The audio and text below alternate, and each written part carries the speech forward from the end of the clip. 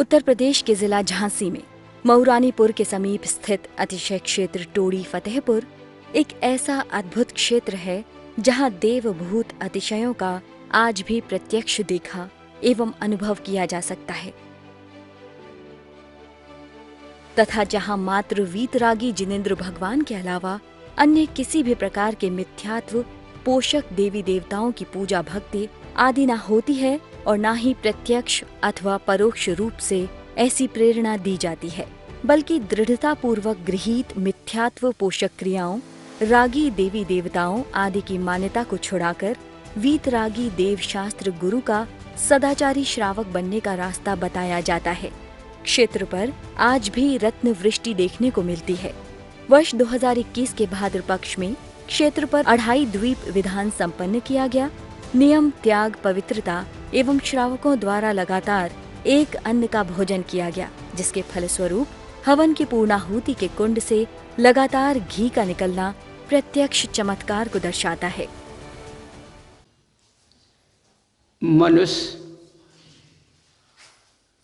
ने जन्म तो लिया है कर्म काटने के लिए। किसके लिए जन्म लिया? कर्मों को काटने के लिए जन्म लिया है। और जब मेरा जन्म भारत क्षेत्र में हुआ है, जैन कुल में हुआ है, तो देवादेव अरहंत देव की भक्ति करने से मेरी कर्मों की नल्ला कमजोर हो जाएगी। मनुष्य कर्म की बात करके तो पैदा हुआ है,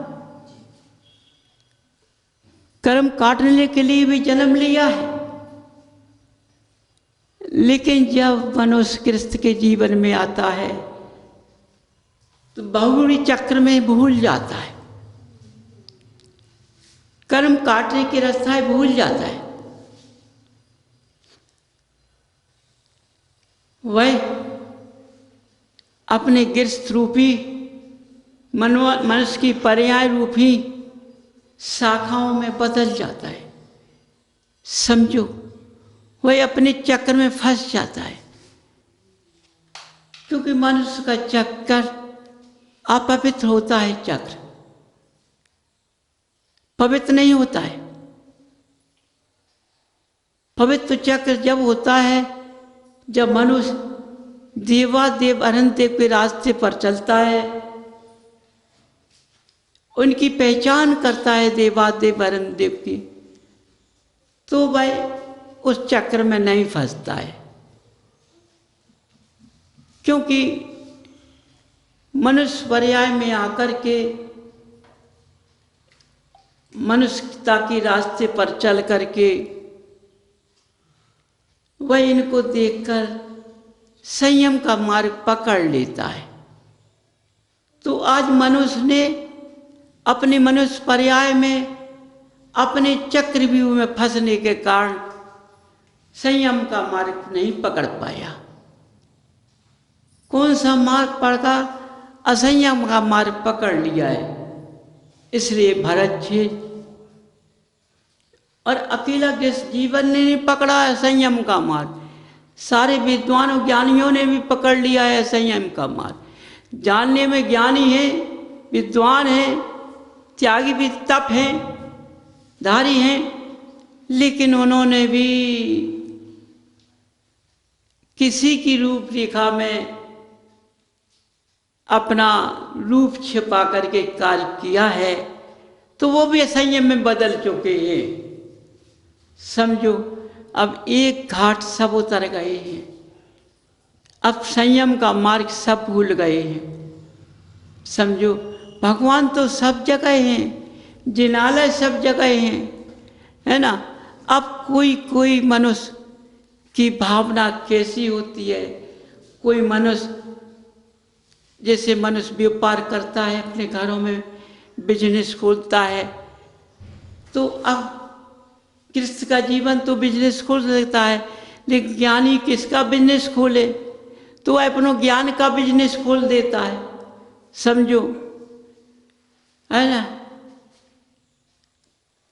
अपने ज्ञान का अपने ज्ञान को बेचने में लग जाता है। धर्मात्मा लोग होते हैं, वे धर्म को बेचने में लग जाते हैं।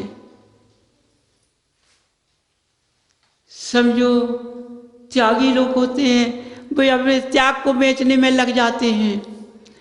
अब बताओ, सब सौदागर अलग अलग बन चुके हैं, है ना। गृहस्थ का मार्ग भी साहूकार बन रहा है, विद्वान लोग भी साहूकार बन रहा है, ज्ञानी भी साहूकार बन रहा है, तपधारी भी साहूकार बन रहा है, और त्यागी भी साहूकार बन रहा है। माने साहूकार के लिए सब रो रहे हैं कि मैं साहूकार बन जाऊं। अब ये पल्ला उल्टा कैसे हो जाएगा? हैं? साहूकार तो गृहस्थ में बन सकता है, लेकिन एक कैसा? इसलिए असंयम का मार्ग आ गया बंधुओं। इसलिए सारे विद्वान लोग असंयम में बदल गए हैं। इसलिए उनकी भावना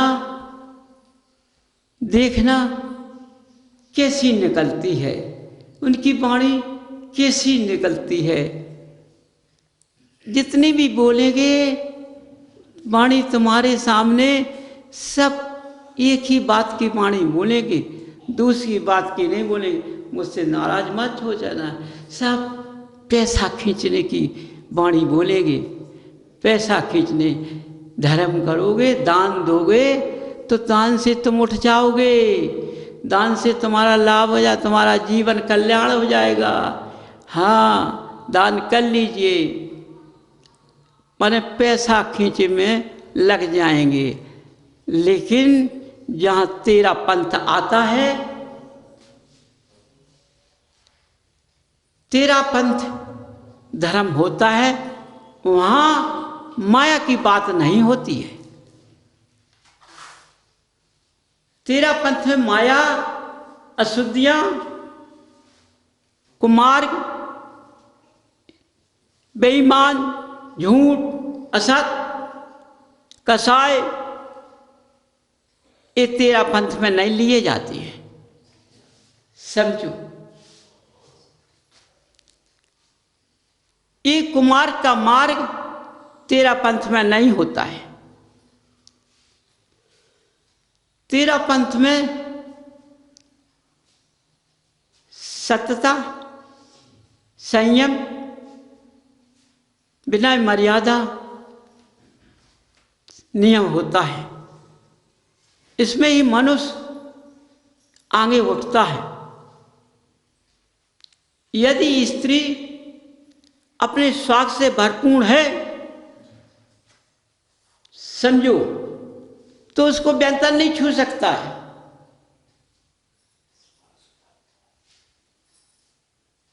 यदि किसी को इसका प्रयोगशाला में साइंस के हिसाब से प्रयोगशाला करनी है, तो वो स्त्री स्वागवती बन के देखे। समझो, उस स्त्री का पूरा श्रृंगार होता है। पैर में बिछिया, कमर में करदौनी, हाथ में चूड़ी, नाक में कील,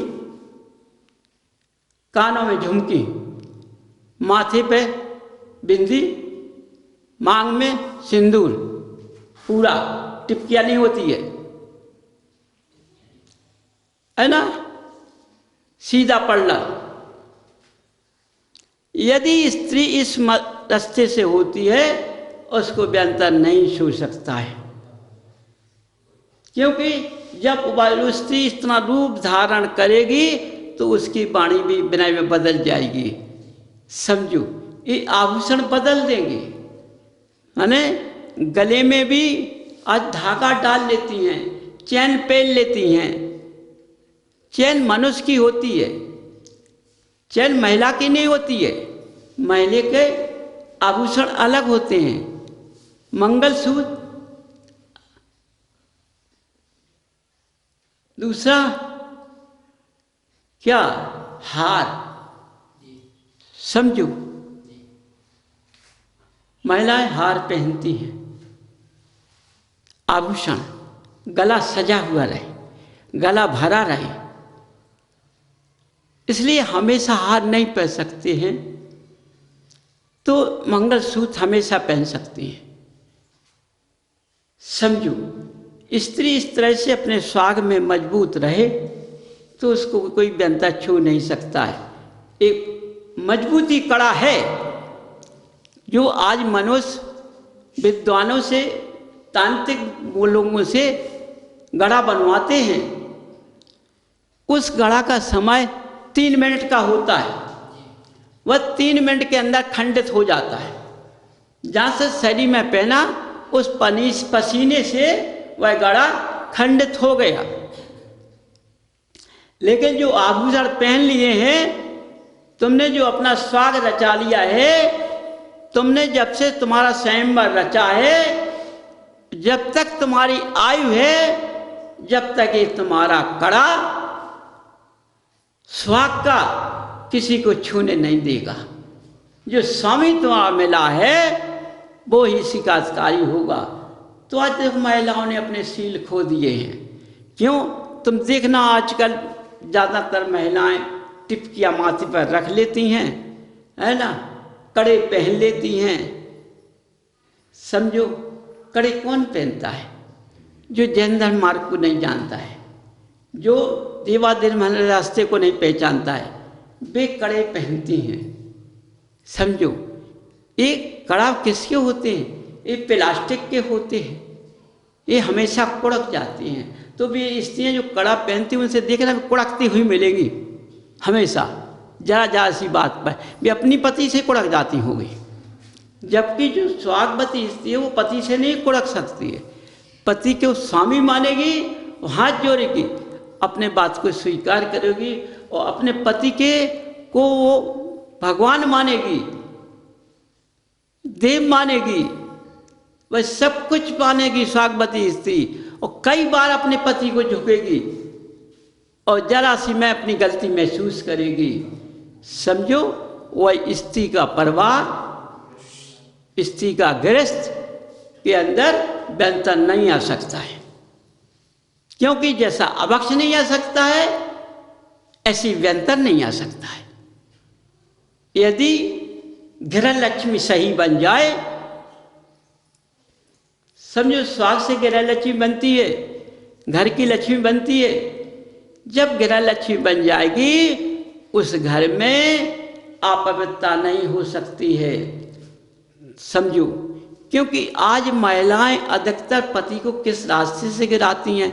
एक तो घरों में भड़ियाई करती हैं, अधिकतर अपनी देवरानी जेठानी इनकी भड़ियाई कर लेती हैं, कुछ दुका लिया, कुछ दुका लिया। इसमें पति की निंदा होती है ना। तो पैसे चुरा लिए, बच्ची के लिए जमा करने लगे। अरे तुम्हारा परिवार में होना है, बच्चियों की शादी परिवार के लोग करेंगे, लेकिन क्या करें, अपने पति को नीचे गिराने के लिए ये काम चालू। तो स्वागवती स्त्री ऐसा नहीं करती हैं, इनके स्वाग में कमी होती है, वही ऐसा कर सकती हैं। जिन्होंने पति को पति नहीं माना वो स्त्रियाँ सब कुछ कर सकती हैं और वही पति नीचे चले जाते हैं। समझो, तो आज ये संसार सागर में, इस भरत क्षेत्र के अंदर घरों घरों में ऐसा चल रहा है। समझो, हर घरों में उनके बच्चे रास्ते पर नहीं होंगे, समझ लेना, बच्चे भी रास्ते पर नहीं होंगे, बच्चियां भी रास्ते पर नहीं होंगी ऐसे लोगों की। समझो, तो स्वागवती स्त्री जब अच्छी सच्चे दिल से रहेगी, मर्यादा से रहेगी, क्योंकि सीधा पल्लव मर्यादा चाहता है और उल्टा पल्लव जैसे लकड़ी की शाखाएं होती हैं, पेड़ होता है, उसकी शाखाएं काट दो तो एक ढूंढ सा दिखाई देता है।